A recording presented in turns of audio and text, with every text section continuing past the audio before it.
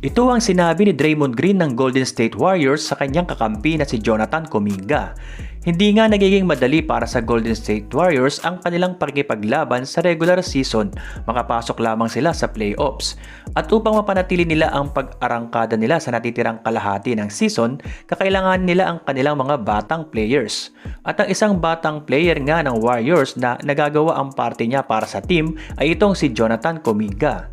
Pinainit nga ng 21 years old na si Kuminga ang Chase Center nitong Miyerkules na siya ay nakapag-produce sa game ng 26 points, 7 rebounds, 3 steals at 1 block sa 39 minutes na paglalaro. Ito na ang pitong sunod na umiskor itong si Kuminga ng nasa 20 points o higit pa na tinalo nga ng Warriors ang Philadelphia 76ers sa score na 119-107.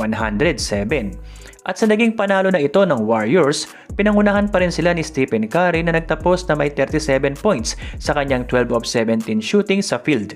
Inihayag naman ni Draymond Green na mentor ni Kuminga kung ano ang sinabi niya kay Kuminga na nagpapagana rito sa kanyang paglalaro. Walang sino man sa mundo ang makakapigil sa iyo. Ito raw ang sinabi ni Green kay Kuminga, mga ka-sports. At pinaniwalaan naman iyon ni Kuminga at ipinakikita niya ngayon na wala ngang sino man sa mundo ang makakapigil sa kanya.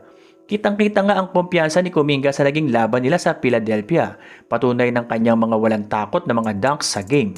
At ang kanyang athleticism ay nagbibigay pag-asa sa mga fans ng Warriors na ang tagumpay ay paparating na sa kanila. Ang kanilang pasensya ay nagagantimpalaan na at ang pananalig ng Warriors ay napapatunayan na nang piliin nila si Kuminga sa top 10 sa draft pick. Bagaman na nasa pag-unlad pa rin si Kuminga, nailagay naman na niya ang kanyang sarili na isa sa mahalagang miyembro ng kanilang team. Hindi man makatungtong ang Warriors sa playoffs o maging sa play-in tournament ngayong taon na magiging dahilan upang gumawa sila ng malaking pagbabago sa off-season, at least meron pa rin naman tayong dahilan upang sila ay paniwalaan na sila ay muling babangon sa malapit na hinaharap.